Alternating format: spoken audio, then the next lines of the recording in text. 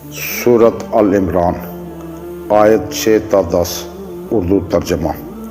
वो खुदा जिस तरह चाहता है रहम मादर के अंदर तस्वीरें बनाता है, उसके अलावा कोई खुदा नहीं है।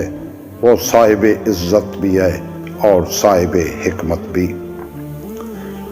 उसने आप पर वो किताब नाज़िल की है जिसमें से कुछ आयतें मोहकम और वाज़ेह हैं, जो असल किताब हैं, और कुछ मुतशाबे हैं। अब जिनके दिलों में कजी है वो इन्हीं मुतशाबिहात के पीछे लग जाते हैं ताकि फितना बर्पा करें और मन मानी तावीलें करें, हालांकि उसकी तावील का हुक्म सिर्फ खुदा को है और उन्हें जो इल्म में रसूख रखने वाले हैं, जिनका कहना ये है कि हम इस किताब पर ईमान रखते हैं और ये सब की सब मुहकम व मुतशाबे हमारे परवरदिगार ही की तरफ से है, और ये बात सिवाय सहबान अक्ल के कोई नहीं समझ सकता है।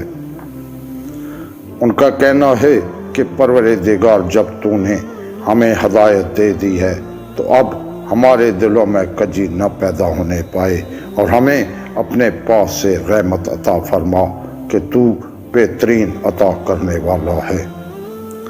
खुदाया, तू तमाम इंसानों को इस दिन जमा करने वाला है जिसमें कोई शक नहीं है, और अल्लाह का वादा गलत नहीं होता।